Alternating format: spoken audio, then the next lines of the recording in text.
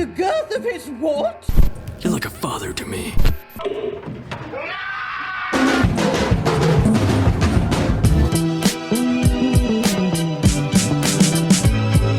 Hey! And go. What's up everyone, Adam from FWCI. This is Brewstew, 10 things I do just to mess with people. I'm just gonna say mess because YouTube gets funny about swear words. Like, just roll with me on this one here. And I have this very strong feeling that we're gonna hear plenty of F-bombs later in the video. So those that are here for swearing, you know, hang around. Patreon.com/FWCI is where you can support my channel further. Patreon.com/Brewstew is where you can support the man himself. 10 things that he does to mess with people. I'm not a fan of just straight up messing with people anymore. I mean, I'm 39 years old now. It's not exactly something that I find a great deal of joy in. Those like prank videos of people walk around the streets like, oh, hey, unusually attractive girl that definitely isn't a model that we're paying to be here. What would happen if you, like that kind of shit, like some people really enjoy that. I think it's dumb. With that being said, Candid Camera and some of those older prank shows that were very elaborate and like made by comedians or comic-minded people, they were really good. But things that I would do to mess with people, first of all, I remember my dad used to have a trick that he used to play on me, right? I used to get these like chocolate milks that were like little 375ml carton, right? And I'd be sitting in the passenger seat of the car, and when I would go to drink my chocolate milk, he would just like tap the brakes, so I would end up with like chocolate milk all over myself. And I've told the story on here before, but every now and then I would try and convince my friend that I'd never heard of something that was very famous and obvious that I'd definitely heard of it. And the game would then become to convince them enough that I definitely have never heard of whatever this thing is, to the point where they then try to explain it to me, and then I just purposely misunderstand everything that they said. That was always a lot of fun. I did it with Cold Rock ice cream, and I did it with Jaffas.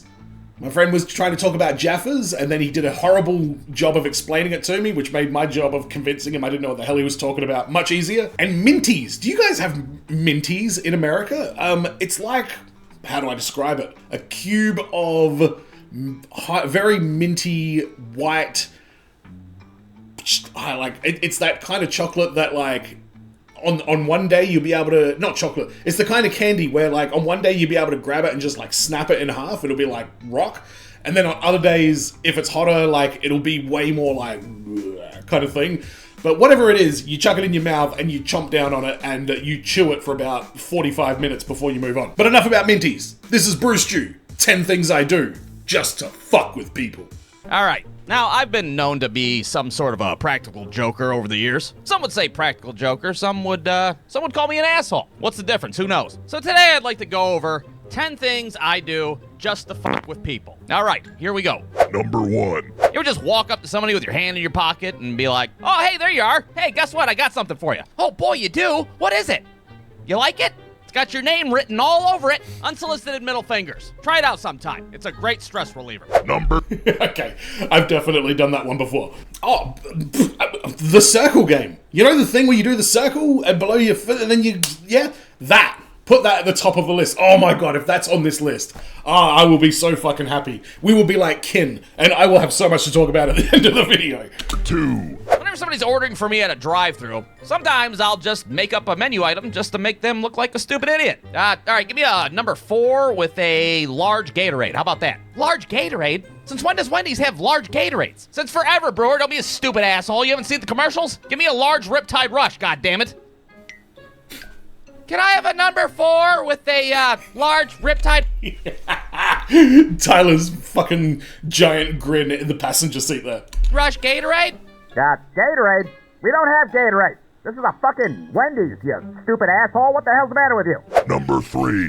Back when I was a kid, sometimes if I had a friend over, I'd make us both peanut butter and jelly sandwiches for lunch. But sometimes I'd get the bright idea to go get some cat food and sprinkle it in the middle of my friend's sandwich. So he'd be sitting there eating, and I'd just be patiently waiting to hear that fucking first crunch noise go off in his mouth. Ah, sick, what the? It's fucking cat food, you piece of shit. How you like that? Yeah, it's pretty gross, pretty fucking mean, but it's also pretty funny. What can I say? Wow, fuck you. I would be so pissed off at that. Didn't Dave Chappelle have a bit about that? About like how like white dudes like just fuck with each other in like the worst possible way all the time. I'm distinctly remembering a bit that's something along the lines of, "Why, motherfucker? Why would you do that? The man trusted you enough to fall asleep around you. You're gonna stick a carrot in his ass?" That's the same thing. The man trusted you enough to let you make him a sandwich. You're gonna put fucking cat food in it. Number 4. The boy, the Sometimes when I'm child. with a group of people, I like to pretend I'm on the phone and have a completely fake conversation with myself. Hello? Yeah? Fucking Get hell. the fuck out of here. Oh shit, what happened? It's Cody's mom. Cody's ass just got a fucking DWI. What? What the hell? Holy hell, you gotta be kidding me. He fucking spit in a cop's face and he pissed his pants when they tased him. Oh my god, what a stupid piece of shit. What's that? No way. No fucking way. Holy hell, you guys are not gonna believe this. What is it? What? Nope, you guys are definitely not gonna fucking believe this. Holy shit, just tell us what it is. This whole entire conversation is totally made up. I just fucking faked it all. Look, my phone's not even on. Stupid assholes. Ah, goddamn lying piece of shit. Number 5.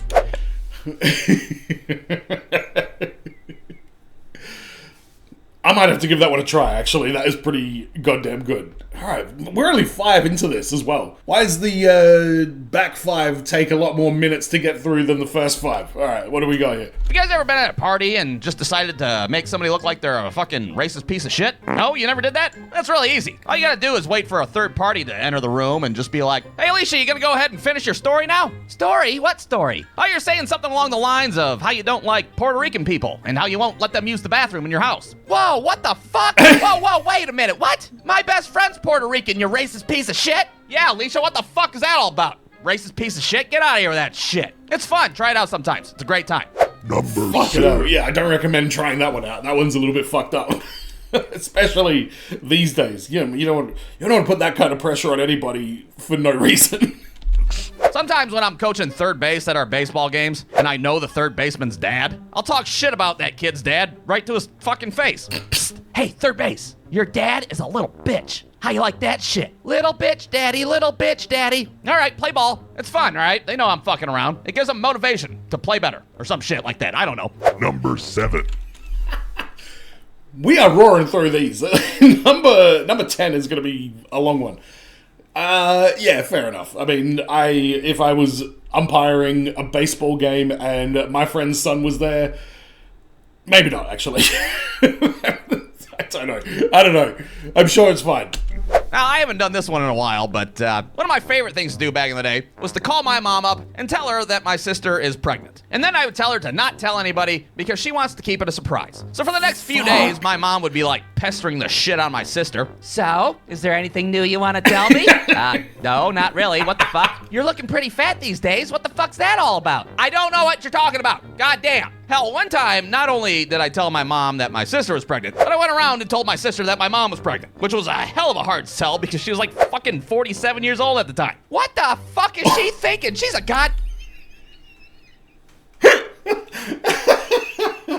Oh god, this is absolutely diabolical. This one is absolutely fucking insane. Damn grandma. Yeah, I don't know, it's pretty fucked up, but don't tell her I said this, all right? She wants to keep it a surprise. All right, see you later. Yeah, it was a pretty fucking fun Thanksgiving that year, let me tell you. Oh well, that's the way it goes. Number 8. Back when I was working at the car Hang on, planting 2 seeds like that before Thanksgiving just for the fucking lulz is actually top tier comedy. Well done. dealership, sometimes I'd sneak out into the parking lot with window truck. Why is Scotty Too Hottie living in Ohio about to get his car vandalized?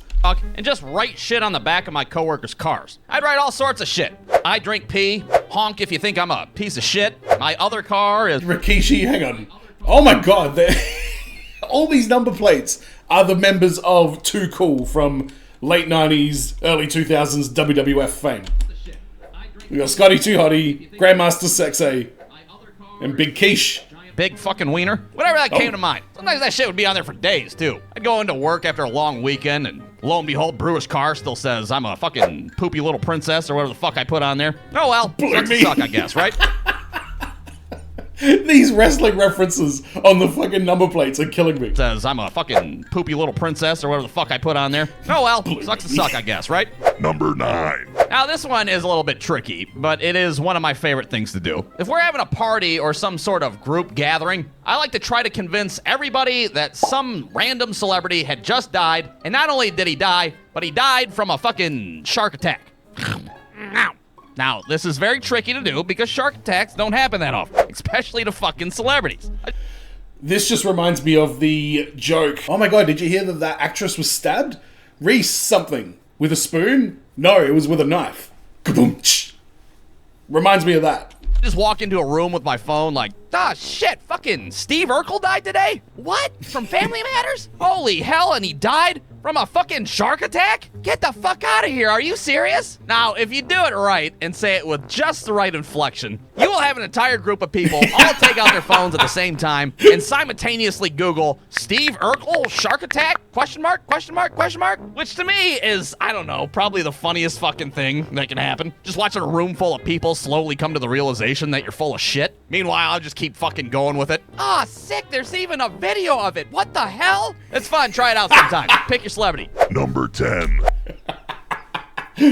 Alright, that one is pretty good. But it makes me think what you could add on to that. Instead of saying it's Steve Urkel, you could say Henry Winkler. The Fonz died. So then when they look up Henry Winkler shark attack, the only thing they get is that old clip of the Fonz jumping a shark on his jet ski. Even more of a punchline. Maybe? Let me know. You guys remember that show from back in the day, True Hollywood Story, where they outline the life of some washed-up, shitty celebrity? Well, one time, me and my friends decided to make our own episode of True Hollywood Story about our friend Cody, without him knowing about it. For weeks and weeks, we recorded this asshole, asked him all sorts of weird questions, and he had no idea what the fuck was going on. What the hell? Why? Hang on. They made an episode of True Hollywood Story about their friend without his knowledge. That's fucking genius. I can see why this is at the end of the video. You guys keep filming me drinking beer and asking questions about my childhood. Oh, no reason. Just shut the fuck up and keep looking shitty. For whatever reason, we decided to make him into this fucking disgraced actor that was now a social recluse and a probable drug addict. I edited this whole thing together in about a week, and then one night we all sat him down and we played it on the TV. Now, if you've never had an True Hollywood Story made about you when you didn't know about it, that's kind of a fucking weird thing to happen to you. Now, what the fuck is the matter with you guys? Why did you guys do this? Now, if you guys want to see the whole thing that... What? The rise and downfall of Cody. Oh, we're watching that. Oh my god. Why did you guys do this? What a question there, Cody. We made. Check it out. I'm gonna put it on my second channel, Brewstew After Hours. So that's it. That's 10 things I do just to fuck with people. And if you guys like this video, maybe I'll do another 10 things video on a different... Oh no, 10 things that piss me off, 10 things I wipe with when there's no TP. Why is that list 10 long? And 10 things I miss from being a dirty little kid. If you have any suggestions, let me know down in the comments. Blah, blah, blah. The end. Oh shit, wait, one more thing I have to mention before I end this video. And that, of course, would be this. There you go. Have some of that. You like that? All right, that's it. The end. Brewstew.com. Screw you, Tyler. You fucking finger-flipping son of a bitch. Alright. That was a very fun video. Very, very funny. And yeah, a lot. I could relate to those a lot more than I expected. Except calling somebody out at a party for being racist when they have said absolutely nothing wrong. I'm not putting that kind of heat on anyone. Okay. What did we have on here? Oh yeah. Thinking that there's a celebrity who's died under unusual circumstances and committing to it. I could definitely do that. I'd try that with my partner, but I feel like she would be a little bit too hip to my bullshit to believe that. And I would probably say something absolutely ridiculous as well that kind of takes the realism out of it. Did you hear Dick Van Dyke died during a bungee jumping accident? Those kind of things. Alright, we're going to watch the rise and downfall of Cody, the lost True Hollywood Story episode. Oh, I cannot wait for this. This is going to be great. One of my favorite Brewstew episodes so far is the JFK documentary one. I love when he has footage and photos and the receipts for the stories that he is telling. And this looks like it's going to be a fun one. So, Cody, shout out to you. Let's find out what your backstory is. I think I've watched a full episode of this before. I definitely know what it is. I've seen chunks of heaps of it. If there was be a movie based on your life, how do you think that'd read? Terrible. Yeah? Yes. Boring. Boring. Or terrible and horrific.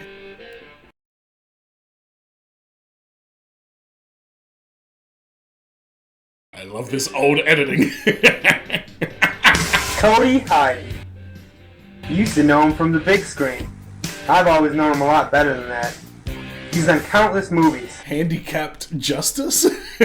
Which one's handicapped? I can't tell. This is the story of how he went from being one of the biggest movie stars, being one of the biggest failures in life. One of the biggest failures in life, everybody. Poor Cody. It was all going so well for him. He was making handicapped justice. Now look at him. God, how bad did this start? Me and Cody really met in kindergarten, I guess. You know, he's always a little bit bigger than I was, so he kept the bullies off my back. You know, but to be honest, my biggest bully growing up was Cody. It was like he just didn't want other people stealing his limelight. I remember one incident where this kid took my remote control car. Cody did get it back, but as payment for the services, he kept it. Yeah, just park it out front. Just, yeah. What? Just leave the ice cream on the passenger seat. I went to high school with Cody. Yeah, we both lived in Point Place, both went to Woodward. It was our freshman, sophomore year or something like that. You know, I will say, we should have made a video about this guy being a serial killer. He gives me serial killer vibes. we hit it off, you know. We got into some trouble a while back, right around high school. And in lieu of jail time, the judge, who was some kind of revolutionary, you know, asshole, he decided to get Cody into some clubs, and one of them was drama. Bullshitting around, man, with a camera. Just making amateur videos. We made a video of him towel whipping me. Made a video of his goofy laugh. He always wanted to be an action star, and that's what, you know, I think led to the role of handicapped justice, you know. That was fun. That was, you know, we were dedicated to that one. We woke up in the wee hour mornings, you know, drove over to our buddy's house, and we're just, you know, chip chop chip, man. I first met Cody Hyden on the set of Handicapped Justice, one of my great films. And, you know, originally it was Pierce Brosnan on the bill. He couldn't do it, scheduling conflict, so we looked for somebody that looked identical to him. Cody Hyden. That's it. Times are great, you know. That fame really got to his head, and then he started doing commercials. It's really well. You assholes. He did handicapped justice, and that was it. That was it for him, you know. That was it. And that's when the checks started rolling, the calls and all that. Oh, no. We made some money. All that handicapped justice money is what fueled the insanity and the downfall of Cody? Are you telling me handicapped justice was his peak? Fuck it up. And spent it wisely. We opened up a carryout. We opened up a school. On camera, he was amazing.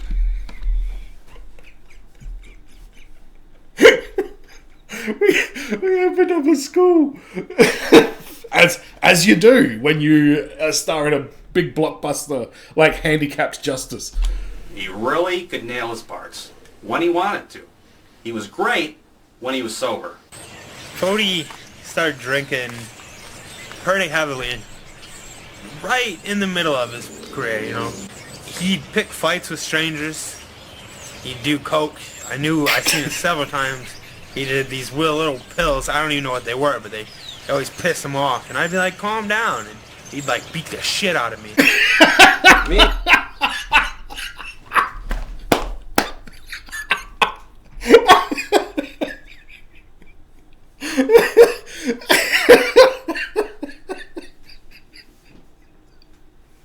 How the fuck has Tyler been sitting on this for so long? Oh, good lord. I need to know if he forgot that he had this, or if this has just been... Good lord. If Tyler died today, it would be like when Tupac died, and all these really amazing fucking videos would just keep coming out long after his death, and everybody would just be like, I don't know. I heard he's living in Cuba. You tell me. Word is, P. Diddy didn't have him killed, you know? Alright, with that being said, maybe I'd like to see Tyler take on a E-True Hollywood story about P. Diddy. Maybe not. Me and Cody had been friends for a while. Buddies, partners. But what he did to my sister was really messed up. What? Shut up! That was Cody Jr. He's like 2 or 3 years old or something like that. And this here is a new one. It's we never gave it a name. I met Cody. That's how Charles Manson got we started. both lived in Point Place. You know, me, my brother, and Cody, we all met, you know. At first he was really sweet, chocolates and flowers and all that 9 yards and stuff. But then the abuse and the drugs and doing lines off my back, and I couldn't handle it, you know. And the women, the booze, the drugs, they all got a little much, you know. They really weigh you down. You know, That's the Brewer, night he isn't it? left He's fucking funny. in his busted up piece of crap in his 1990 Cavalier with no power steering. I hated that car. He left. His last words were, "No ketchup." Doesn't sound like Cody, I know, but if you knew Cody like I did, you never knew with him. You never knew. I just really miss him, and I want him to come back so we can name this child.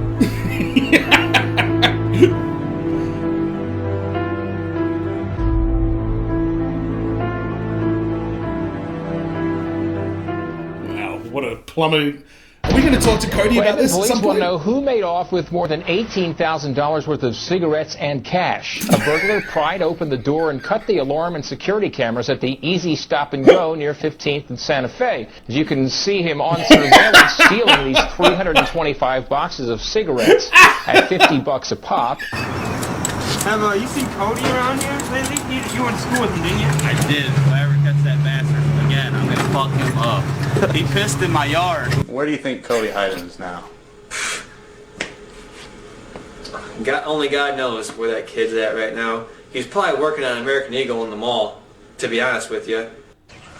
Where do I think he is? Please tell me that's where he was actually working at the time. You know, I don't know, really. Probably under a bridge somewhere. Dead. He probably killed himself. I mean, this is what this is about, isn't it? I'd kill myself if I was him.